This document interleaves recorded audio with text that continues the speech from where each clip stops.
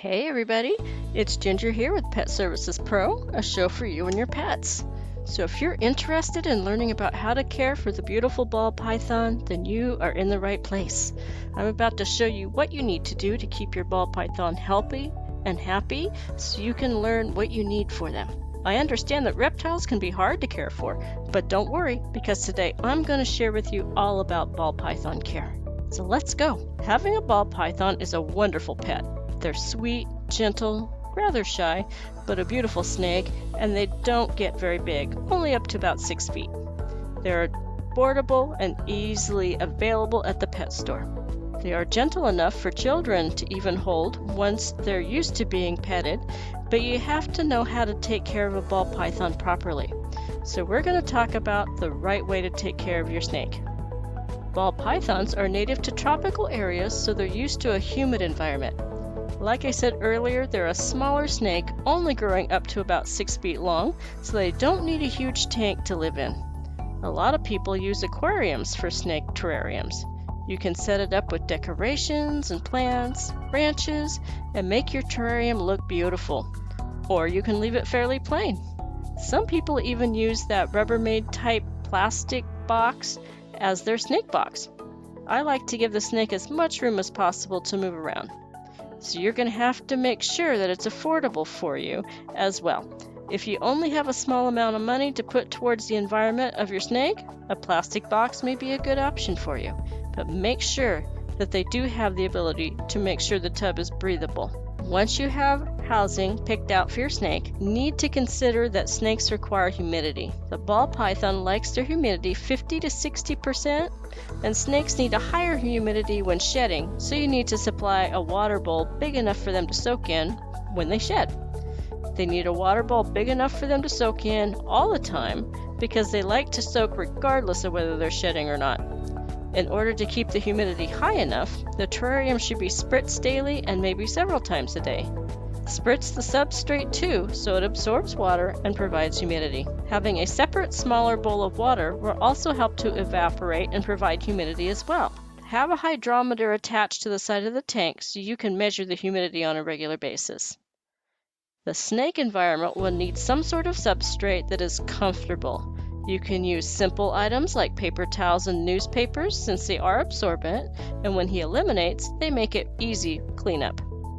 They don't look very good, but they're functional. You can also use reptile bark, which looks nice and also holds the moisture well, but do not use cedar as this is very toxic to snakes, and do not use sand. Peat moss should also be avoided. So once you have the substrate, you can pick the items that you want to decorate his environment with. Pythons like to have a place to hide since they can be shy, and they also like stuff to climb on. So a clean flower pot placed on its side would be a wonderful place to hide. Maybe some plants laying on their side too. Plastic plants are good things that they can hide in as well. Plastic plants are not harmful to the snake, and they also provide aesthetic viewing for the humans. A safe branch for them to climb on would be appreciated.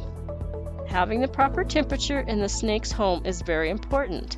The ball python likes a temperature of 80 to 90 degrees Fahrenheit. We also need to allow them a place that they can get out of the heat when they're too hot. 85 degrees Fahrenheit and less is too cold for the ball python. To heat your tank, you can get under tank heating pads that can either go under the tank, or you can attach them to the side of the tank, and they will constantly emit heat into the tank. Don't put it all the way across the whole tank because you want one end of the tank to be warm and you want the other side of the tank to be cool. You want two different temperature environments so that he can go to the cool part when he's too hot and back when he needs to get warm.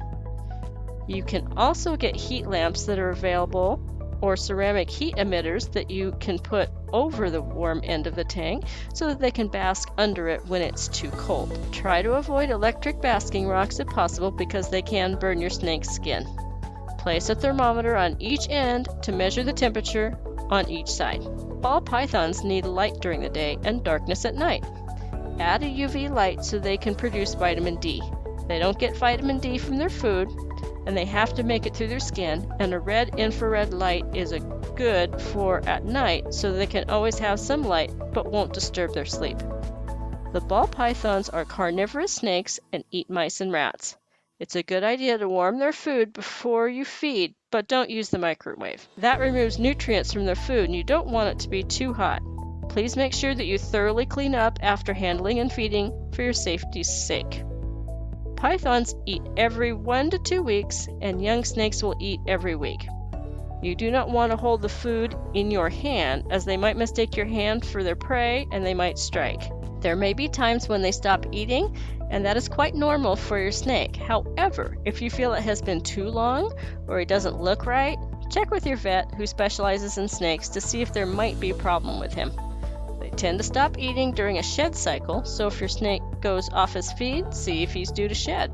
Fresh water is very important for their skin, not only for humidity and for drinking, but for helping them to shed their skin. You want to give him clean water every day.